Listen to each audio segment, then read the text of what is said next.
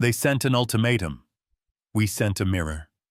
Admiral Eva Rostova stood on the command deck of the Vigilance, her knuckles white against the cool metal of the plotting table.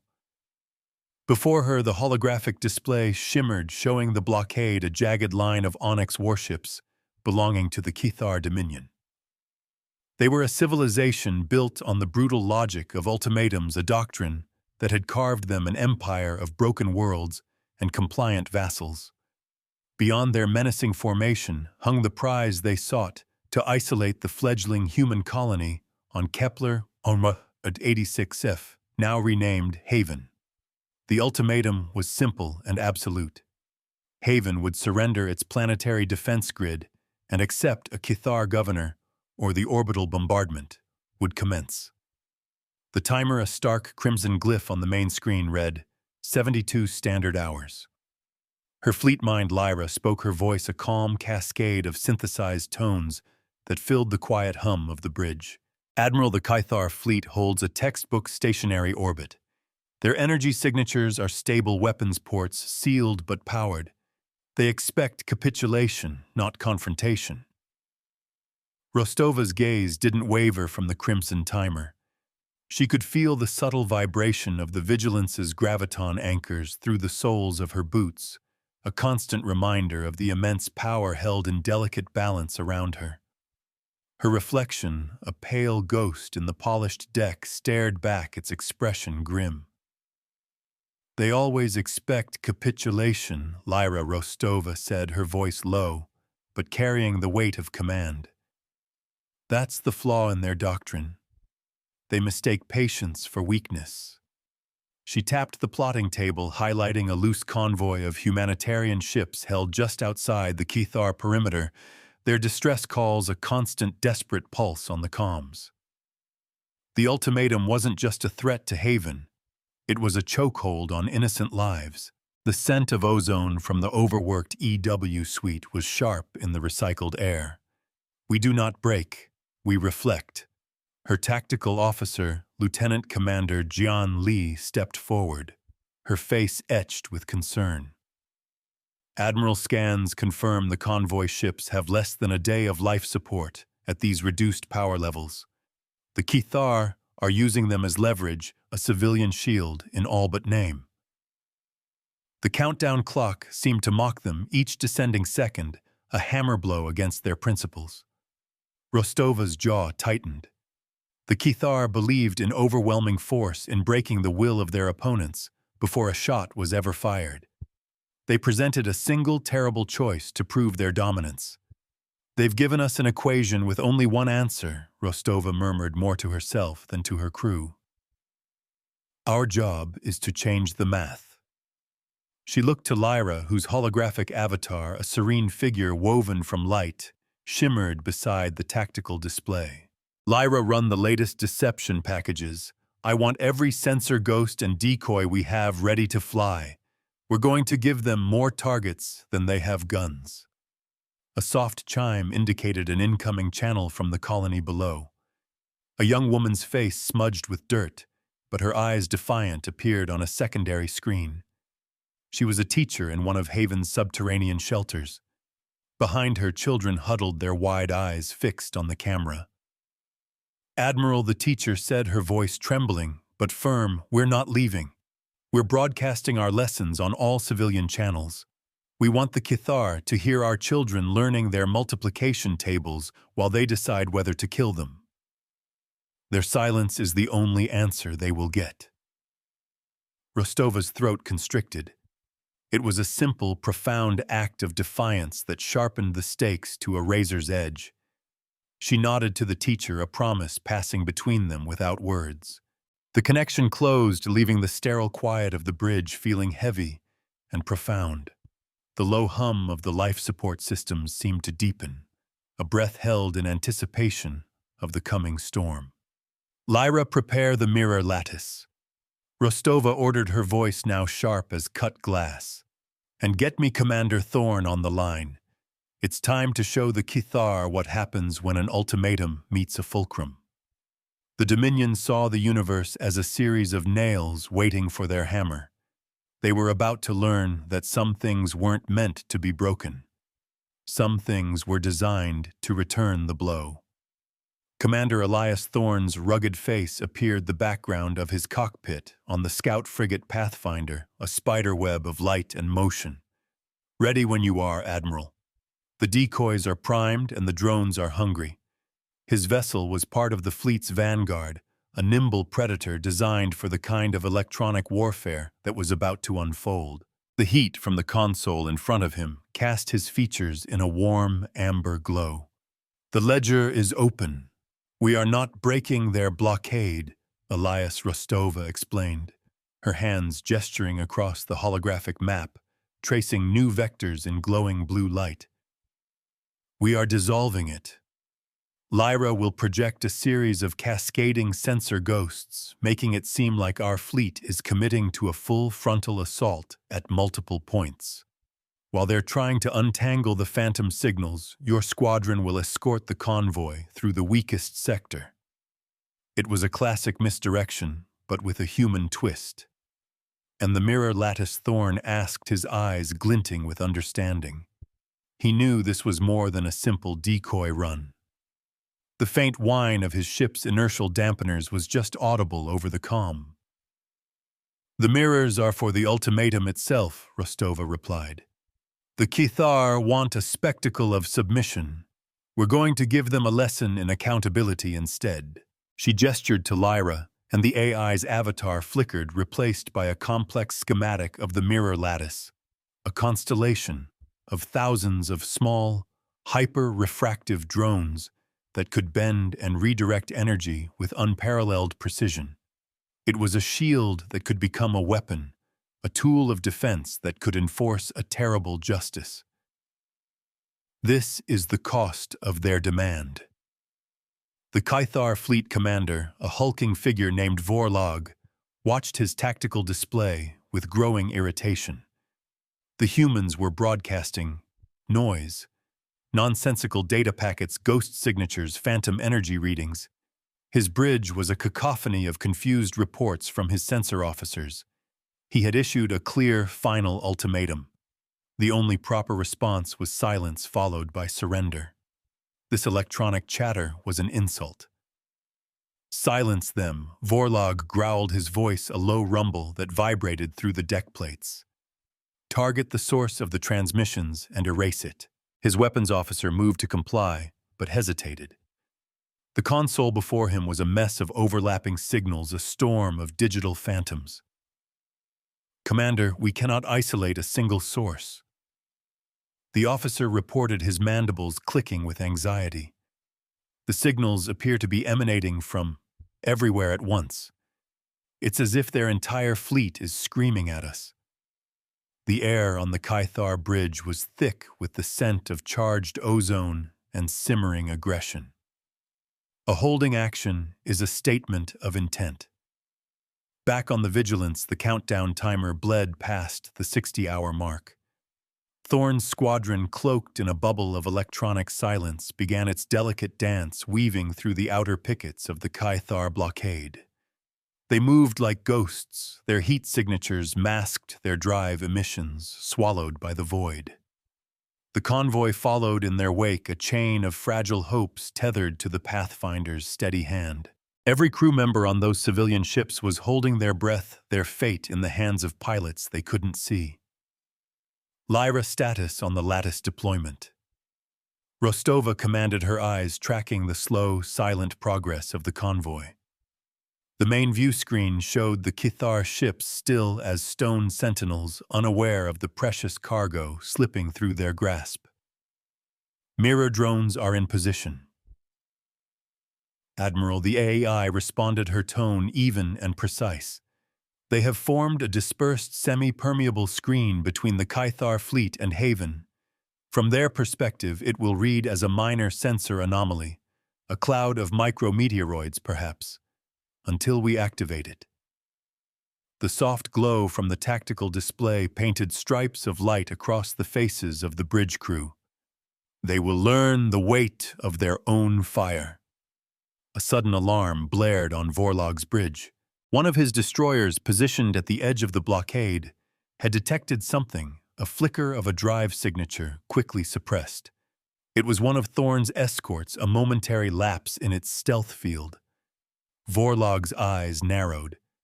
It was exactly where a desperate breakout attempt would be staged.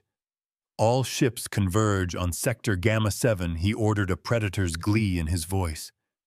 Crush them. Make an example of their defiance. The Kethar warships, sluggish from hours of inaction, began to move their powerful engines flaring to life.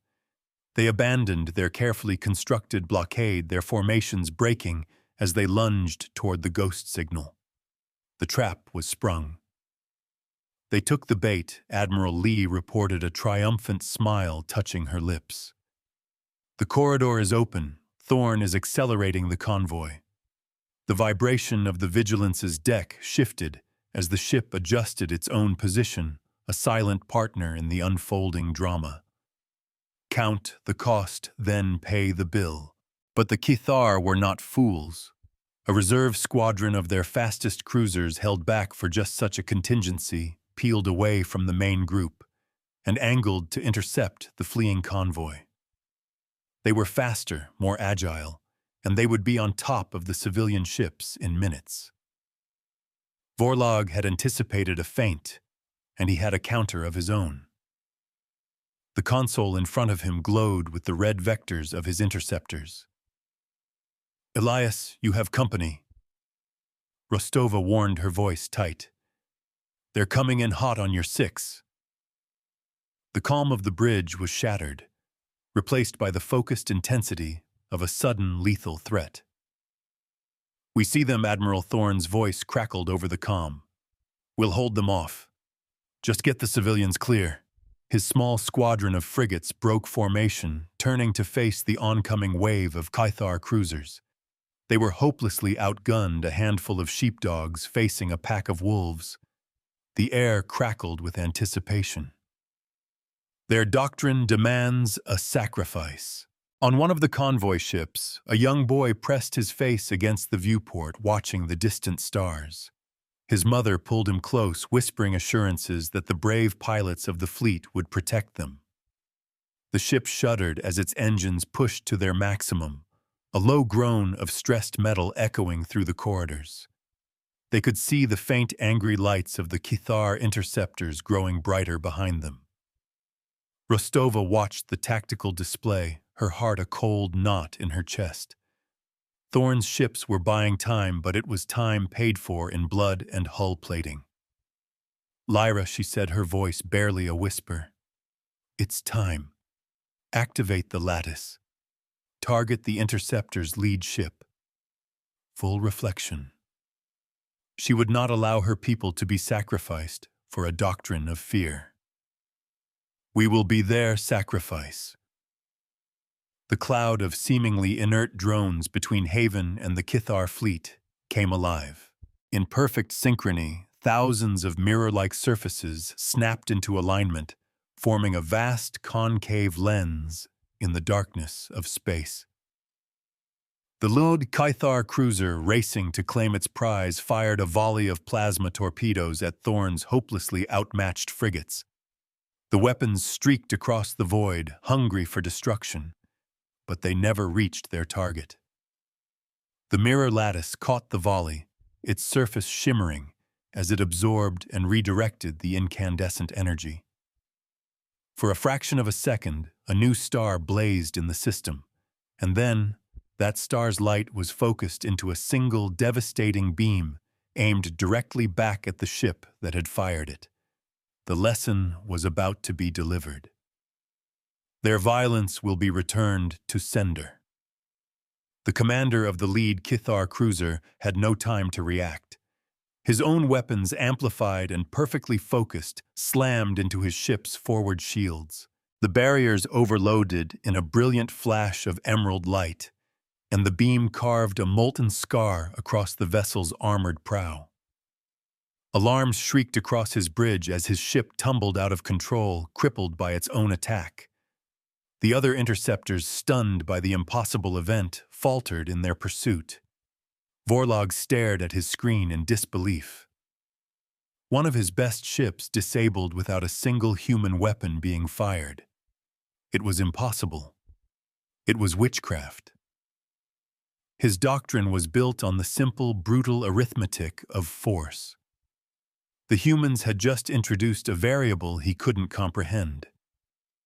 The low thrum of his warship's engines felt suddenly less reassuring. "What was that?" he bellowed, his voice echoing in the shocked silence of his command center. "Report, this is not a battle. It is a reckoning." "The convoy is clear," Admiral Thorne reported, his voice filled with a mixture of relief and awe. "They're through the gap and accelerating toward Haven. We're pulling back." His squadron had suffered minor damage from the initial plasma blast's proximity flare. A scorched hull here, a fried sensor array there. It was a small price to pay. The cost of victory was always tallied, and this one was blessedly low. The crew of the Pathfinder allowed themselves a collective shaky breath. Rostova watched the crippled Kithar cruiser venting atmosphere into the void. She had not destroyed it, merely disarmed it. It was a message written in fire and light. Lyra opened a fleet-wide channel to the Dominion force. "No encryption. I want every ship in this system to hear it, and put my face on their main view screen." The bridge crew of the Vigilance moved with quiet efficiency, their movements sure and steady. The air hummed with controlled power. A moment later, Rostova's image appeared on Vorlog's bridge, her expression calm, her eyes like chips of ice. "This is Admiral Eva Rostova of the Terran Fleet," she began, her voice steady and clear, broadcast across the Kythar network. "You issued an ultimatum. You expected a surrender. What you have received is the first entry in a new ledger. A debt is about to be called in. Your ship was not struck by a human weapon," she continued as the mirror lattice subtly realigned its thousands of components, now tracking every Kithar warship with cold precision. "It was struck by your own. We did not fire. We merely reflected. This is our doctrine. Every act of aggression you direct at us or at the civilians under our protection will be returned to you in full." The hiss of venting coolant was the only sound on Vorlog's bridge. She paused, letting the weight of her words sink in. "Your ultimatum has expired. Here is ours. You have 1 hour to withdraw your fleet beyond the system's heliopause. If you refuse or if you fire a single shot at any target, the lattice will be fully activated. We will not destroy you. We will simply turn every one of your ships into a mirror for the one beside it. They will become their own executioners." The implications were horrifyingly clear. Every ship that fired would see its own volley turned against its nearest ally. A fleet-wide barrage would become a fleet-wide suicide, a circular firing squad on a scale never before imagined. It was a strategic checkmate achieved not with superior firepower, but with a superior understanding of physics and morality.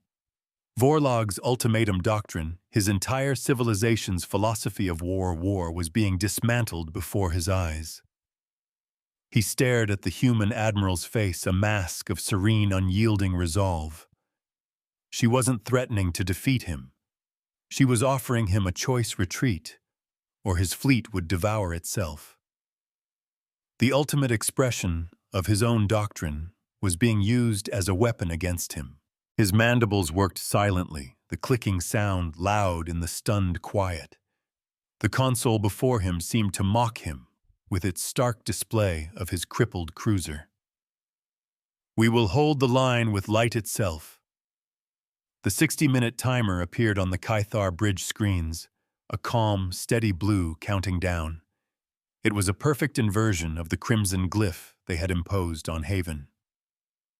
Rostova closed the channel, her image vanishing, leaving Vorlog to stare at the tactical plot, at the silent watching human fleet, and the invisible web of mirrors that held his entire command hostage. The scent of failure began to permeate the air. On board the Vigilance, the tension remained high. No one celebrated. The Kithar were a proud, violent people. A cornered animal was at its most dangerous. "Lyra, monitor their communications," Rostova ordered. "I want to know the moment they make a decision. Keep the lattice on a razor's edge." The low hum of the ship felt like a coiled spring. "They are communicating," Admiral Lyra reported a few minutes later. "The chatter is chaotic. Vorlog's authority is being challenged by his subordinates. Some advocate for a full-scale attack, believing they can overwhelm the lattice. Others are arguing for a retreat. The conflict triangle had shifted. The clash was now internal to the Kithar command itself. Their pride is their greatest enemy. Inside a shelter deep beneath Haven's surface, the teacher who had broadcast the children's lessons was now showing them the live feed from the fleet. She explained what the Admiral had done, not in terms of war, but in terms of consequences. "She didn't hurt them," the teacher said softly, pointing to the display of the distant, silent warships. "She just showed them what their own anger looks like. She made them look in a mirror." A young girl no older than 7 traced the image of the Vigilance on the screen with a small finger. The countdown continued. 50 minutes. 40. The Kithar fleet remained motionless, a fleet paralyzed by a philosophical crisis. Their entire way of war was predicated on the idea that might makes right, that the issuance of an ultimatum was itself a victory. Rostova had refused to accept the premise. She had offered a new one-action meet consequence.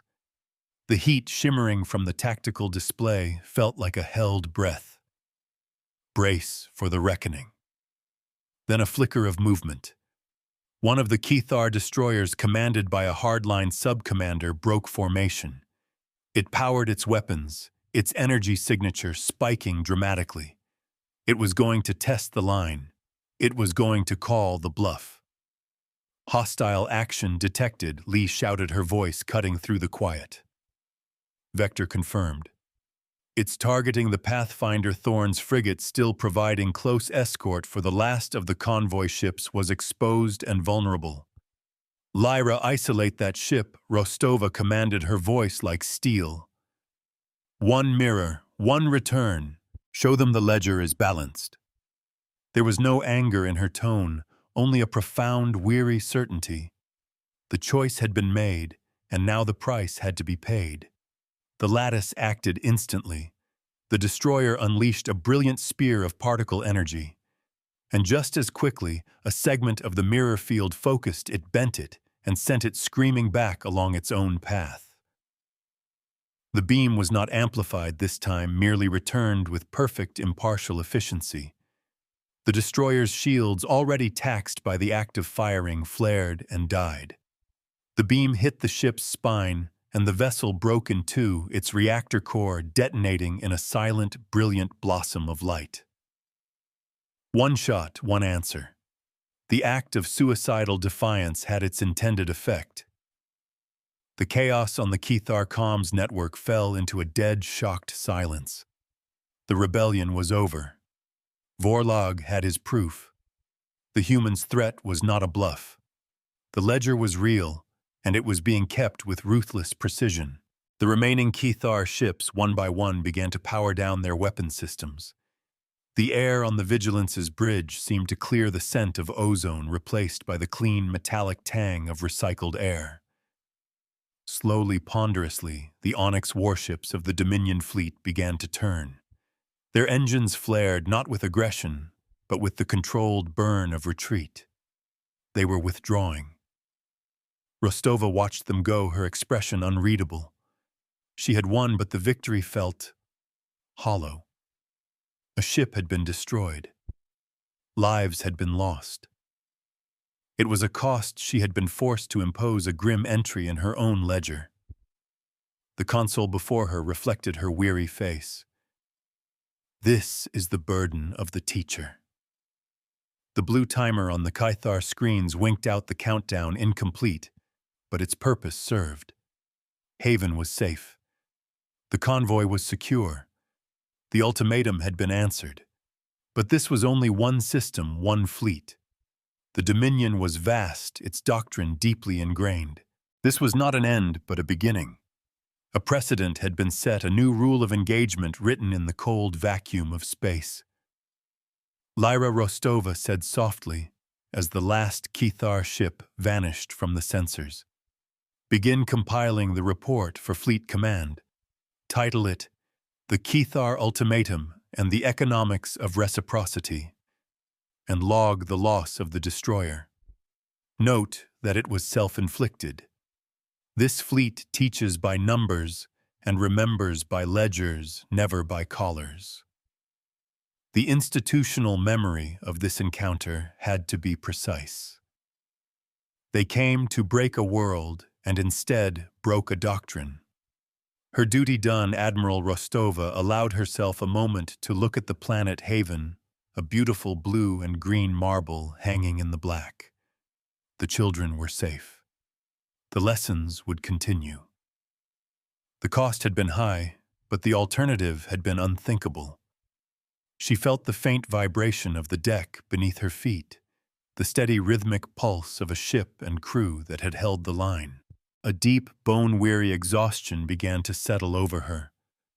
But her work was not over. The Kethar would be back. They would adapt. They would search for a counter to the mirror lattice. The next confrontation would be harder, the stakes even higher. She had shown them a reflection of their own violence. The question was, what had they learned from looking in that mirror, and what would they do next? The quiet of the bridge was a temporary reprieve, a breath before the next storm. We have taught them the cost. Now we must teach them the value.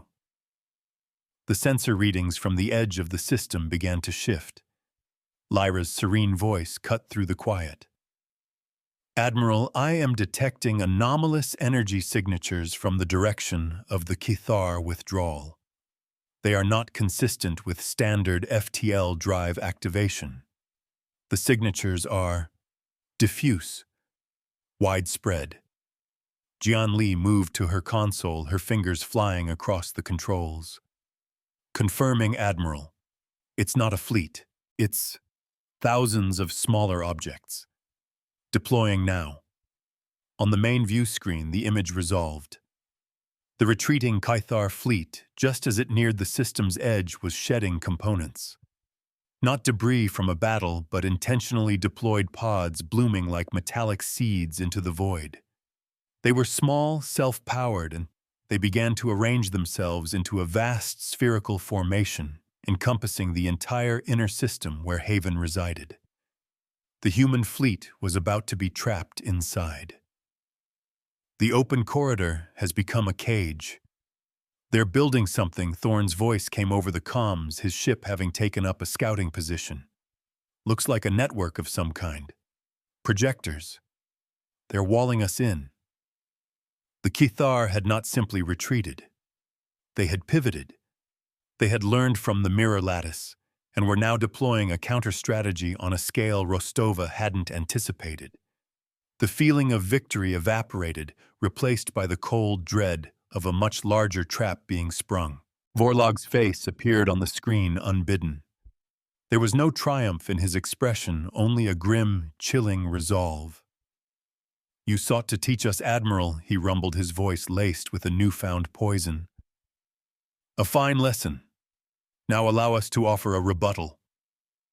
The thousands of projectors around the system flared to life, not with energy, but with a strange, warping distortion of space-time itself. You have reflected our weapons, Vorlog continued as the stars outside the Vigilance's viewports began to waver and distort. So we will take away the light. The mirror is about to be shattered. The universe outside the bridge window dissolved into a swirling gray fog. All sensors went dead. The link to Thorne, to Haven, to Fleet Command. Everything vanished. The Vigilance and its small task force were suddenly completely, utterly alone, adrift in an artificial void. The Kethar had not broken the mirror. They had locked it in a dark room. The low, steady hum of the ship's engines now felt like the heartbeat of a prisoner in a dungeon. Rostova stood motionless, the gray, featureless void reflected in her eyes. The Kithar had refused to look at their reflection, so they had extinguished all light instead. This was the second escalation, a move of such breathtaking scale, it changed the very nature of the conflict. The ultimatum hadn't been withdrawn. It had merely been reframed. Surrender or be lost in this starless prison forever. A new, far more insidious countdown had just begun.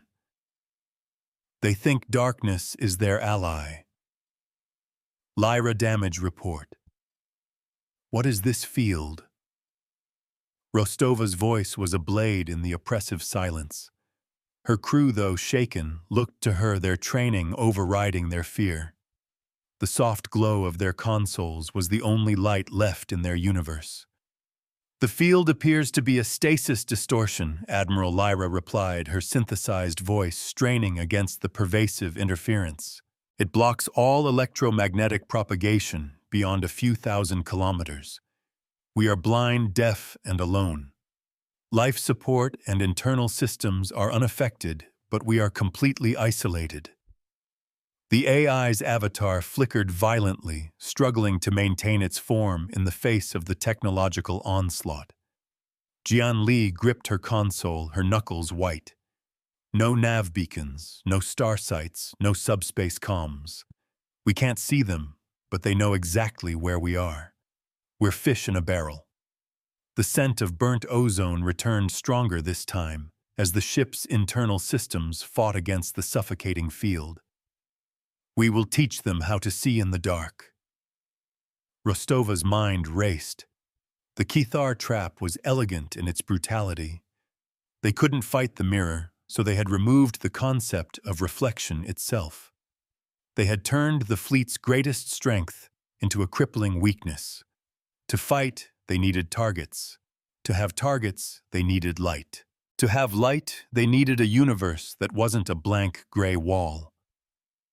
They've made a critical error, though, Rostova said, her voice cutting through the rising tension.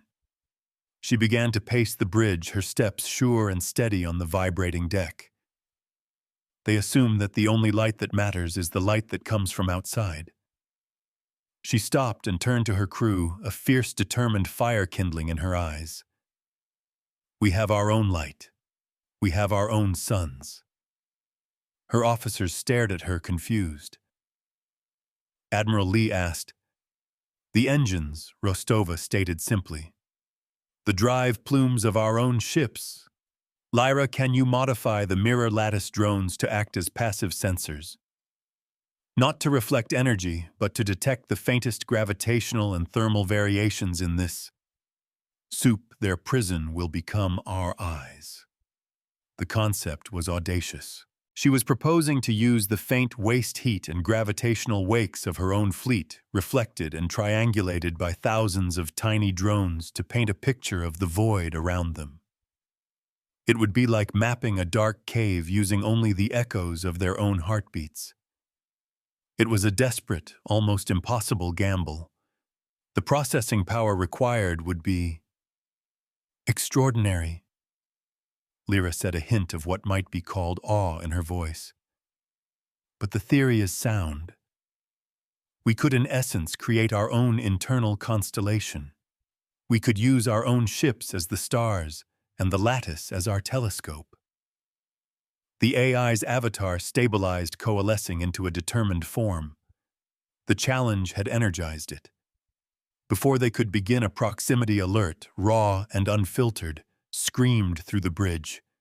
A Kithar hunter-killer, cloaked and running silent, had drifted close in the gray murk and was preparing to fire. It had been waiting for them, a spider in the web. Close the distance. Hold the line. Without sensors, there was no warning. The first indication of the attack was a violent shudder that threw half the bridge crew from their feet. A torpedo had slammed into the Vigilance's aft, shielding the impact, a brutal physical blow. Red emergency lighting bathed the bridge in a hellish glow, and the air filled with the acrid smell of burning electronics. The cost of their blindness was being paid in real time. "Damage report!" Rostova yelled, pulling herself up on the plotting table. The gray void outside was now illuminated by the fierce, angry glare of their own wounded shields. "Aft shields down to 40%, minor hull breaches on decks 7 and 9 contained." Lee called out, her voice strained. "We can't get a lock. We can't see it to fire back." Another explosion rocked the ship closer this time. The enemy was walking its fire and using their own shield flare as a target. "Anchor the fleet. Balance the books. Then we give them a bigger target," Rostova declared, her voice ringing with absolute authority. "Lyra, I want you to vent plasma from the main drive. Create a massive temporary sun. Light this place up." It was a move of pure calculated insanity. Venting drive plasma would leave them a sitting duck, but it would also illuminate the entire battlefield for a few precious seconds. A flare of defiance in the oppressive dark. "Admiral, that will bleed our energy reserves and pinpoint our location hot for every ship in their fleet." Lyra cautioned, her logic circuits warring with the sheer audacity of the command. "I know," Rostova said, her eyes fixed on the hazy, shifting gray beyond the viewport. "Do it. Elias, fire on what you see." "They wanted darkness. We will give them fire." The Vigilance trembled as its main engines complied. A torrent of incandescent plasma, hotter than the surface of a star, erupted from the ship's stern. The gray fog was instantly burned away, replaced by a blinding white-hot glare. For a stunning, brilliant moment, the battlefield was revealed. 3 Kithar ambush predators, their dark hulls stark against the plasma flare, were exposed less than 10,000 kilometers away. Thorn didn't need to be told twice. The Pathfinder and its escorts, their targeting systems now fully functional, in the brilliant light unleashed a perfectly coordinated volley of torpedoes. The weapons crossed the distance in seconds, slamming into the exposed Kythar ships. 2 of the enemy vessels vaporized instantly.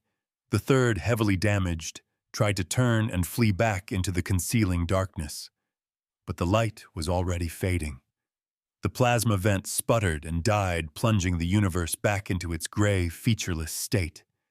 The bridge of the Vigilance was plunged back into the dim glow of its emergency lighting. The brief, fiery vision of the battle was gone, leaving only the lingering smell of ozone and the heavy, panting breaths of the crew. They were blind once more, but they were no longer helpless. A lesson in illumination has been delivered. "Status of the hunter-killer group," Rostova asked, her voice calm in the aftermath. The deck plating beneath her feet was still humming with the raw power of the plasma vent. 2 hostiles destroyed, Admiral Thorn reported, his voice grim but satisfied. "The third is wounded and retreating. We've bought ourselves some time. The cost was a significant portion of the Vigilance's fuel reserves and a temporary but severe power dip across the entire ship. A necessary price for survival," Good Rostova said. "Now they know we can make our own light. They'll be more cautious. That time is what we need. Lyra, begin the lattice recalibration.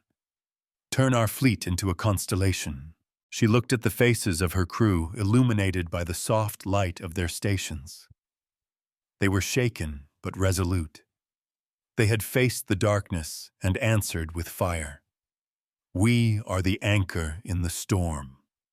The next several hours were a masterclass in improvisation. Using controlled, low-level energy bursts from their ships as beacons, the human fleet began to map the darkness. The mirror lattice drones, now acting as a hypersensitive network of gravitational and thermal sensors, drank in the faint echoes. Lyra's processors worked at their absolute limit, translating the impossibly complex data into a coherent, tactical display. Slowly, painstakingly, a picture began to emerge. It was a ghost image, a wireframe map of the void. The human ships were points of light.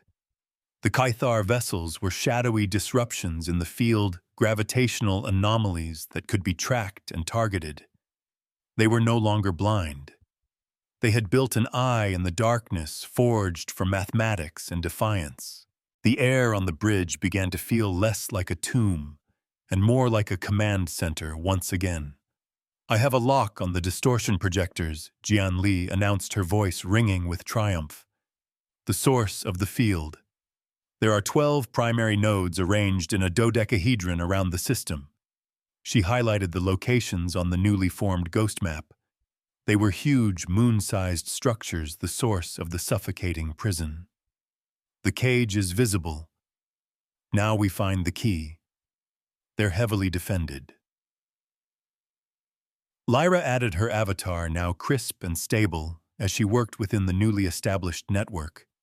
Each projector is shielded and surrounded by a dedicated squadrons of warships. A direct assault on any one of them would be suicidal. The tactical problem had shifted again. They could see, but they were still outgunned and surrounded.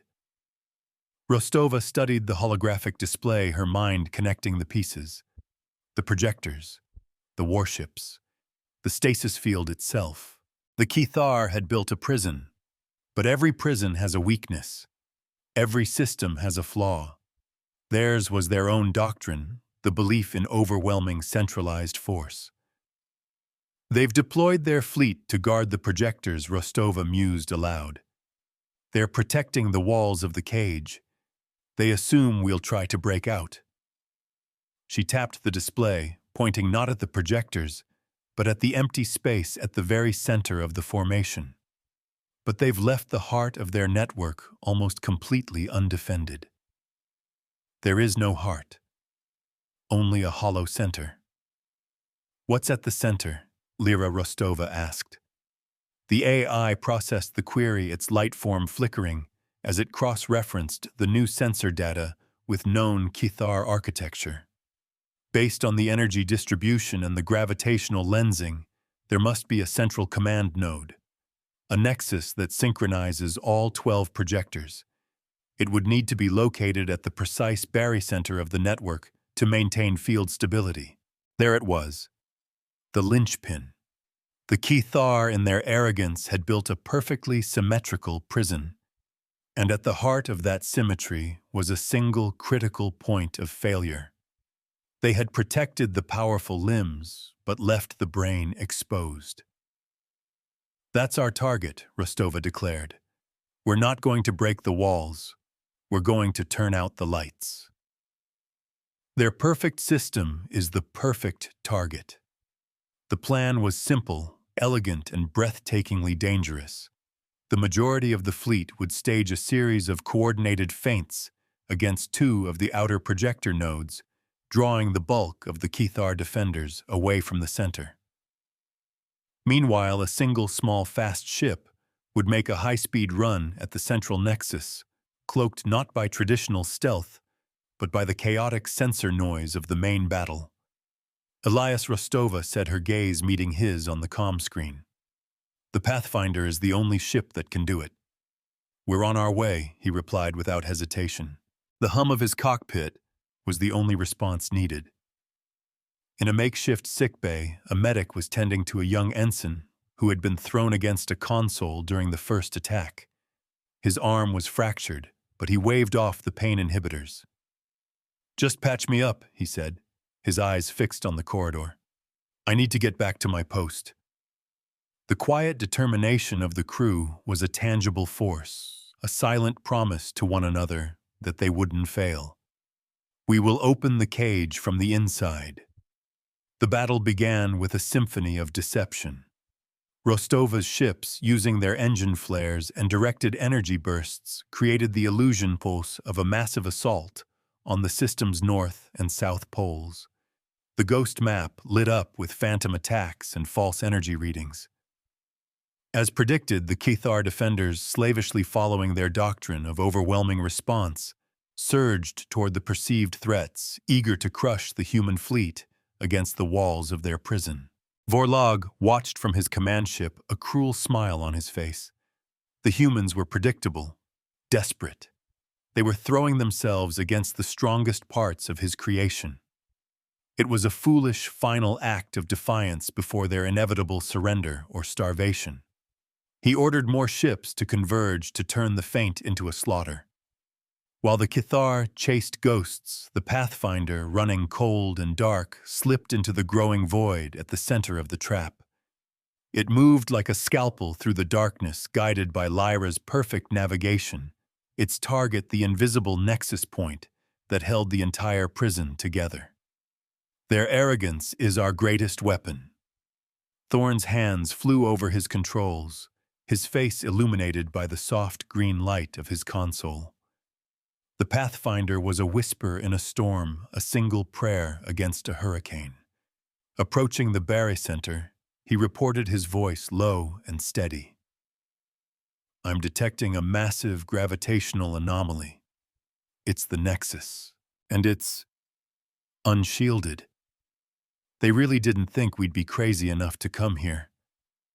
"Being underestimated is a luxury," Elias Rostova's voice replied in his ear. "Make them pay for it." The Nexus was a technological marvel, a swirling vortex of contained energy that bent space around it. It was beautiful and terrible, the beating heart of their imprisonment. Thorn armed his last remaining plasma torpedo, a weapon of last resort.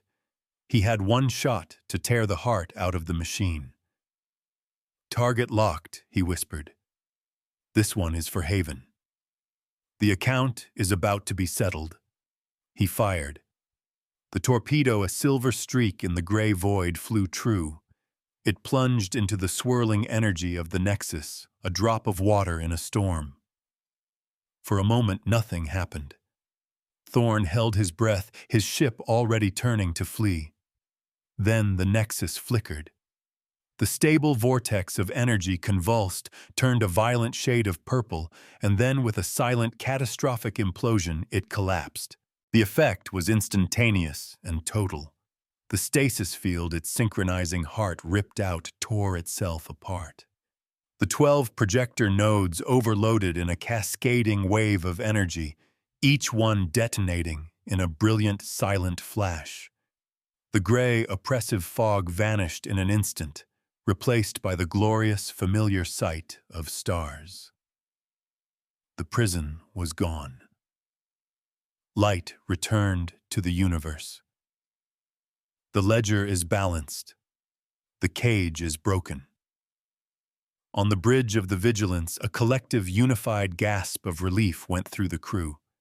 The main view screen, once a wall of gray nothingness, now showed the stunning vista of the Kepler 1/6 system, its star a welcome, brilliant jewel. But it also showed the entire Kythar fleet thrown into chaos, their perfect trap having collapsed around them, their forces scattered and out of position.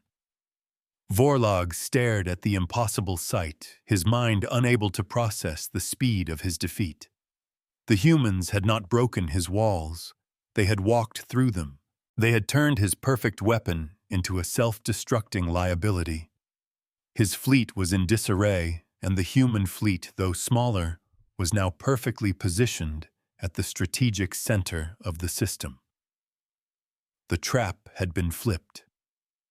The hunters were now the hunted. Rostova's face appeared once more on his view screen. Her expression was not triumphant. It was grim, weary, and absolute. "You built a prison, Vorlog," she said, her voice echoing in the stunned silence of his bridge. "You trapped yourselves in it with us. You have one final choice. Surrender your ships, or we will dismantle them. They built their own kill box. We are merely closing the door." The scattered Kithar ships, their command structure shattered by the Nexus's collapse, were easy prey. Rostova's fleet, moving with the cold precision of a surgeon, began to systematically disarm them. The mirror lattice, now fully operational in the clear light of space, was deployed not to destroy, but to disable. One by one, Caithar warships found their own weapons turned against their engines, and weapon emplacements crippling them, without causing catastrophic life support failure. It was not a battle. It was a disassembly. It was the final brutal lesson in a long and painful curriculum. The Caithar doctrine of the ultimatum of the single brutal choice was being answered with 1,000 small, precise, and inescapable consequences. Vorlog watched as his invincible fleet was taken apart, piece by piece, not by a superior force, but by a superior idea. The steady rhythmic pulse of his own ship's life support sounded like a funeral drum. The public tally of disabled ships broadcast on all channels for the galaxy to see clicked upward. 100. 150. The lights of the Caithar blockade, once a symbol of arrogant power, dimmed one by one. The great mirror arrays of the human fleet, their work done, cooled from a brilliant silver to a calm, resolute pewter.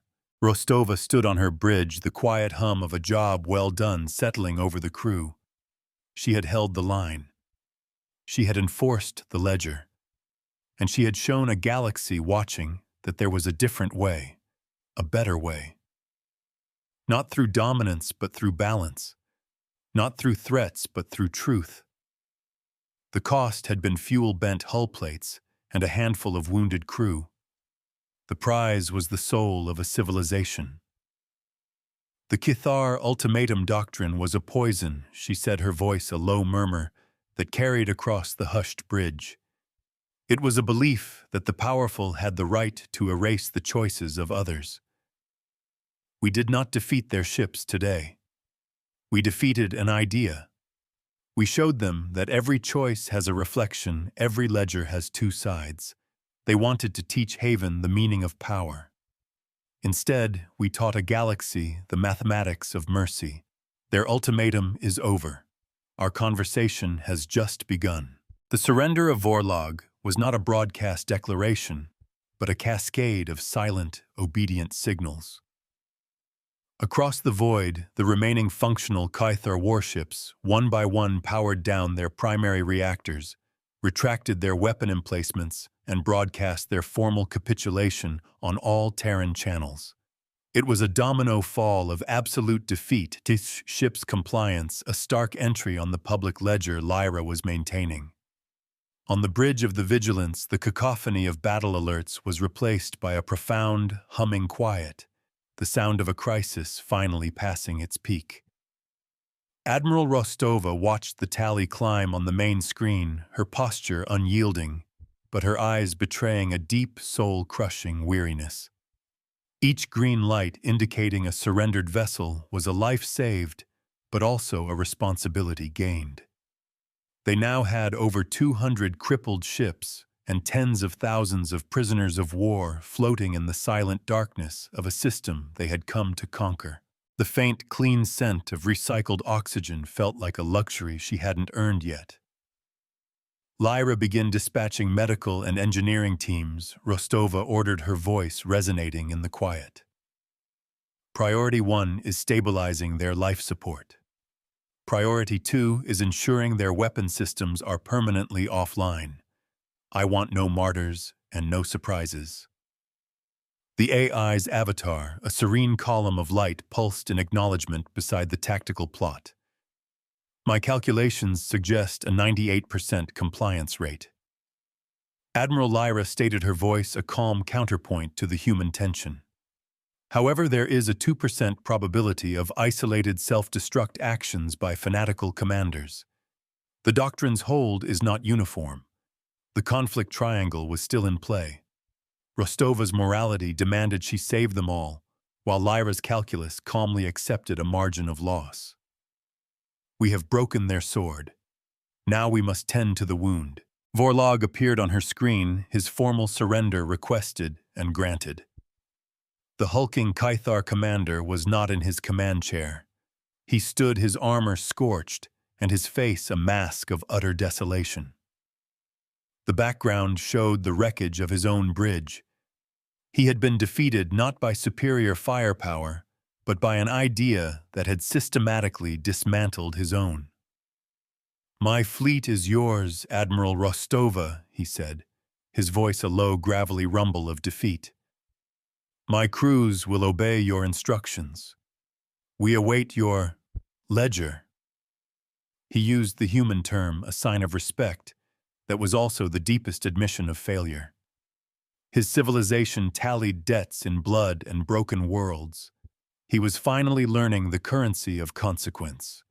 "Your crews will be treated with the dignity afforded to all surrendered combatants," Commander Rostova replied, her tone firm, but devoid of triumph.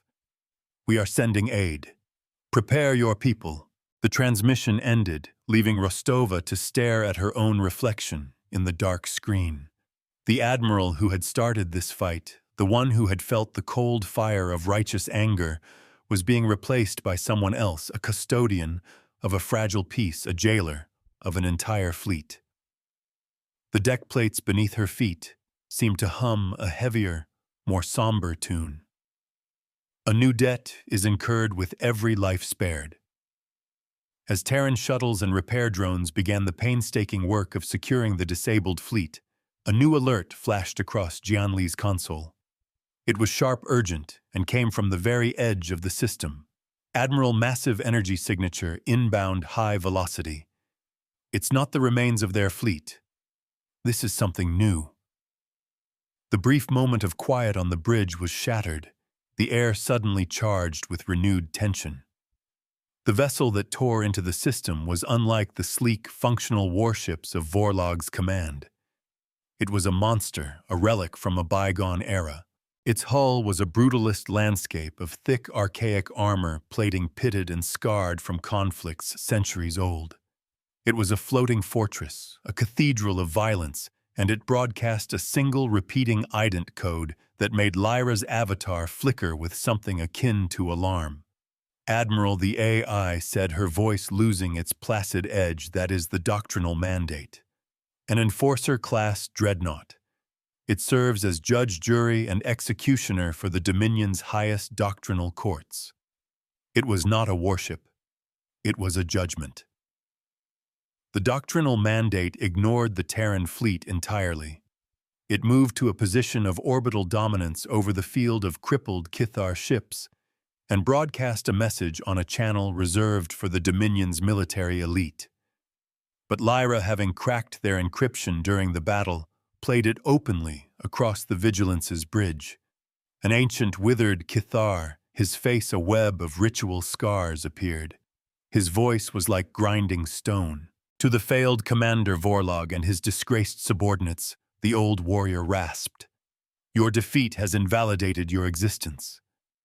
Your failure has unbalanced the grand ledger of the Dominion. You are hereby issued a final ultimatum." The word landed like a physical blow. The Kithar had answered an ultimatum with a new, more terrible one. "You will execute your senior officers for their incompetence. You will then trigger the scuttling charges on every vessel in your command. Your glorious self-annihilation will serve as a lesson to all who would falter. Comply and your lineages will be spared. Refuse and your homeworlds will be redacted. Their doctrine does not just conquer, it consumes." The broadcast ended. The enforcer ship hung in the void, radiating a palpable menace, its ancient weapon ports glowing with a hungry, impatient energy. Rostova stood frozen, the implications of the message washing over her in a cold wave. The Kithar doctrine was a snake that was now eating its own tail. Her prisoners, the men and women she had just fought and then saved, were now hostages to their own brutal ideology. "This is monstrous," Jianli whispered, her face pale. "They're ordering him to murder his own men and then commit mass suicide." The soft glow from her console seemed to cast long, dark shadows across the bridge. "It is the logical endpoint of their philosophy," Lyra stated, her tone returning to one of analytical calm. Failure is the ultimate crime and must be purged without sentiment. The enforcer will not fire on the disabled ships itself. It will force Vorlog's hand, making the lesson one of internal purification, not external defeat. The AI was explaining the calculus of a nightmare. We cannot allow the sickness to be the cure. On one of the crippled Kethar destroyers, a young engineering officer listened to the enforcer's decree. His name was Kael, and he had a mate and 2 hatchlings on a world now threatened with redaction. He looked at the Terran shuttle docked at his airlock, at the human medics inside who were treating his wounded captain, sharing their supplies without question. He had been taught his entire life that humans were soft, chaotic, and weak. Yet here they were, offering mercy while his own people offered only death. The universe no longer made sense. Rostova's mind was a whirlwind. Her mission was to neutralize the Kethar threat to Haven. By any cold military calculus, letting the enforcer's ultimatum play out would solve her problem. Vorlog's fleet would be permanently destroyed, and the Kethar would be embroiled in their own brutal internal politics for a generation. It was a strategic victory handed to her on a silver platter. But the cost was the slaughter of tens of thousands of helpless prisoners under her watch. "What are the options?" Lyra Rostova asked, her voice tight. "Option 1, non-interference." The AI replied, displaying the probabilities on the main screen. "We withdraw to a safe distance and observe. The Kethar fleet is eliminated as a future threat with 99% certainty. We'd be accessories to mass murder." Lee countered, her voice sharp. "Option 2, direct confrontation." Lyra continued, ignoring the emotional outburst. "We engage the doctrinal mandate. My analysis indicates its archaic systems are powerful but slow. We have a 68% chance of victory, but we will sustain heavy damage and casualties. The cost of victory would be high. The easiest path is a cliff." Rostova looked at the screen, at the cold, hard numbers. She saw the faces of the children in the Haven shelter. She saw the weary, defeated face of Vorlog. She had told him his crews would be treated with dignity. That was a promise. It was an entry in her own ledger, and it had to be honored.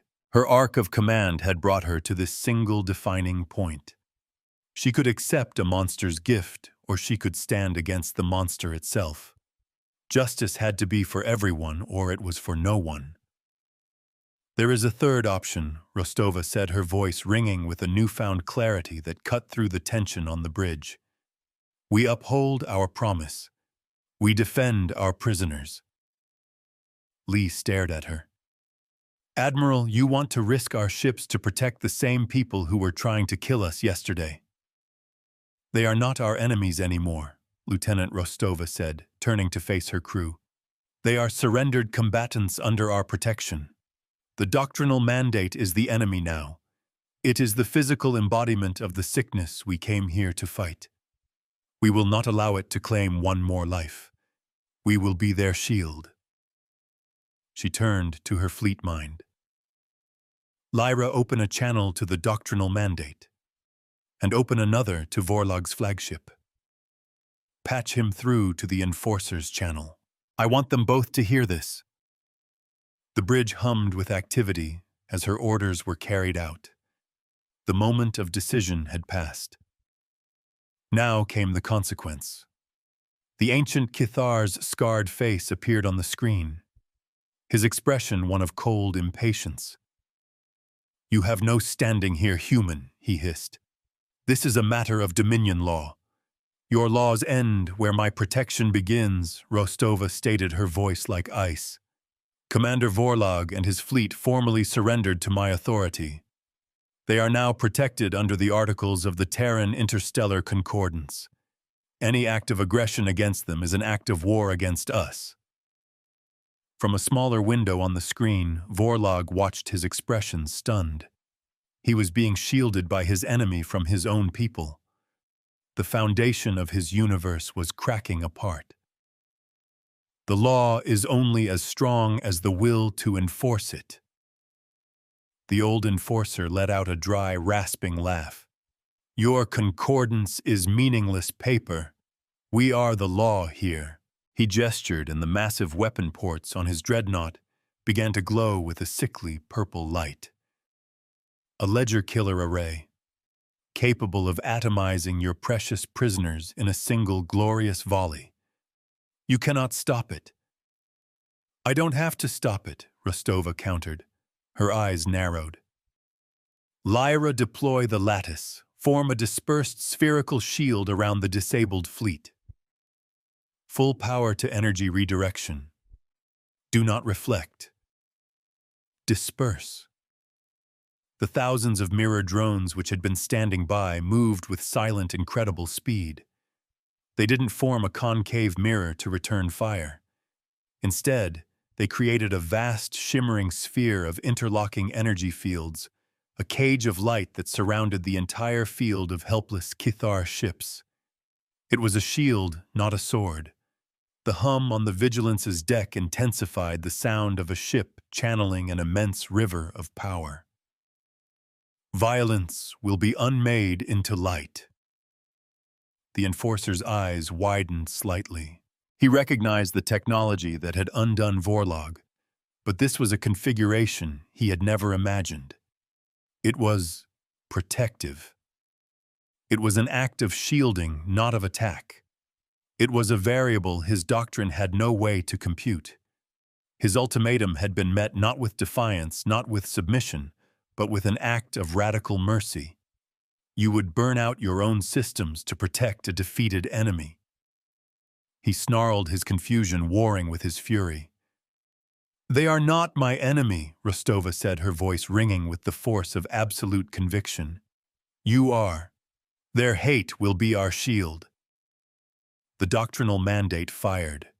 A wave of pure, annihilating energy, purple and black, surged across the void. It was not a beam, but a tide of dissolution designed to unmake matter itself. It struck the mirror lattice, and for a moment it seemed like the shield would shatter.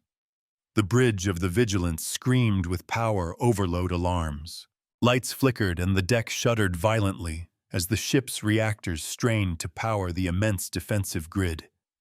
But the lattice held. The terrifying energy of the ledger killer weapon did not bounce off. It was caught, channeled, and spread across the entire surface of the spherical shield. The energy was transformed into a brilliant, harmless aurora of light, a man-made nebula of incandescent blues and greens that washed over the battlefield. It was the most beautiful act of defiance the system had ever seen. The hate of the Enforcer had been turned into a halo. The cost was immense. Across the Terran fleet, reactors bled power, and key systems sparked and died. On the Vigilance, a coolant line ruptured, venting superheated steam into an engineering bay and wounding 3 crew members. The mirror drones themselves were burning out their delicate systems, sacrificed to dissipate the overwhelming energy. It was a victory paid for in scorched metal and strained systems. A debt. Paid in pain is a lesson learned. Inside the shield on the bridge of his ruined flagship, Vorlog watched the impossible aurora unfold around him. He saw the Terran ships suffering, their energy signatures plummeting as they bled power to protect him. He saw the human shuttles caught near the shield's edge, holding their positions to continue their medical aid. He saw a truth he could no longer deny. The Dominion's doctrine was hollow. It devoured its own. The humans, for all their supposed weakness, were building something stronger than any empire trust. His moment of decision came. He looked at his communications officer. Open a channel, he commanded, his voice no longer broken, but filled with a new, terrible purpose. To the entire Dominion, every military frequency, every civilian channel, use their network, use our network. I don't care. I want everyone to see this. The tactical feed from the Vigilance showing the Terran fleet shielding the Kithar from their own Enforcer was broadcast across an empire. Vorlog's voice, raw and powerful, went with it. "I am Commander Vorlog," he began, "and I have been a fool. I followed the doctrine of the ultimatum, and it led my fleet to ruin.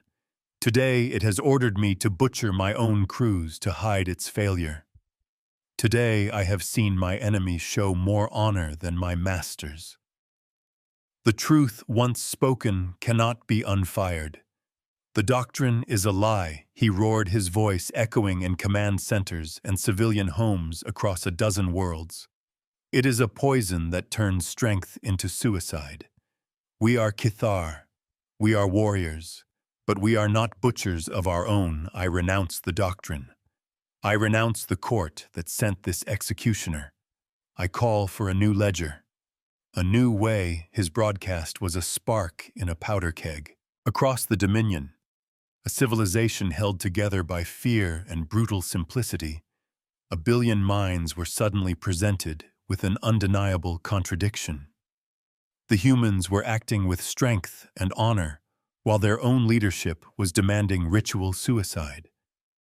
The ideological civil war Lyra had predicted was beginning not with a battle, but with a single defiant broadcast. The ancient Kithar on the Enforcer's Bridge stared, his face a mask of fury and impotence. His weapon was spent.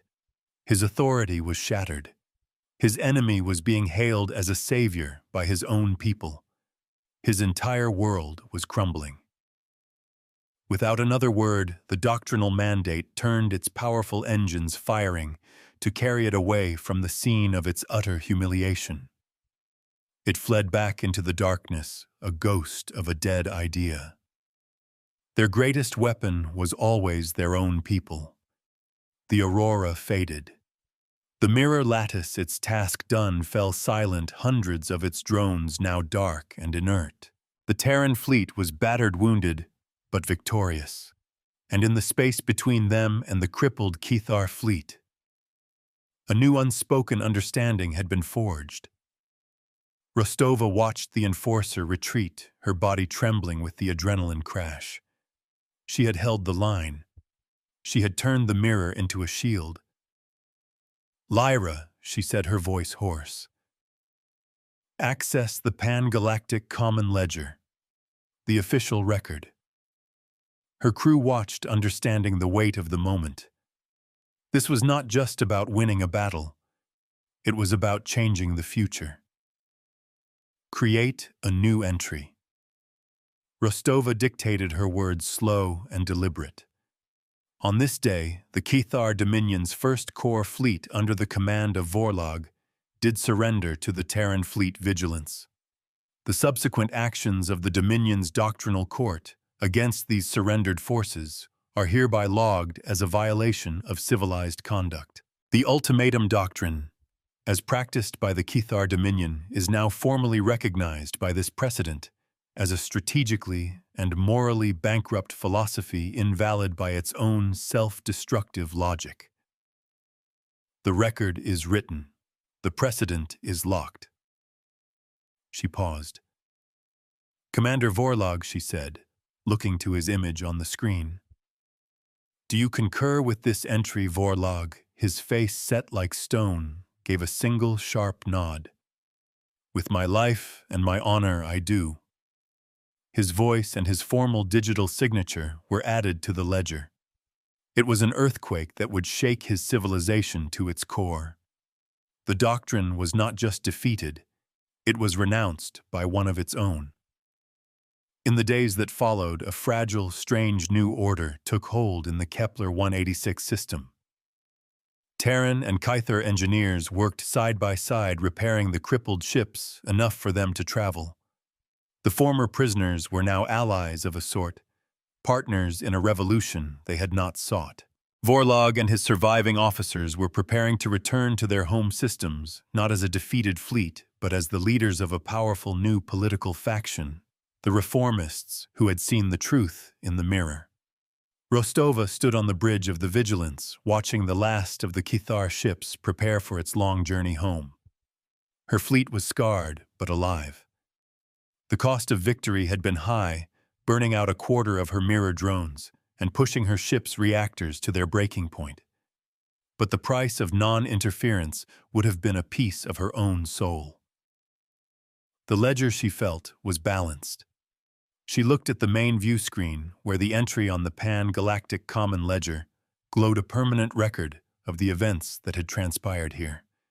It had been replicated 1 billion times, a new line of law written for the galaxy to see. The public tally of the doctrine's failure was now forever etched in light. True strength, she thought, was never about the force of the ultimatum you could deliver.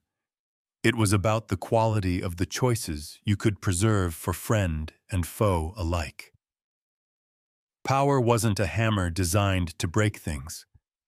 It was a fulcrum, a steady point upon which the universe could be gently but firmly turned toward a better balance.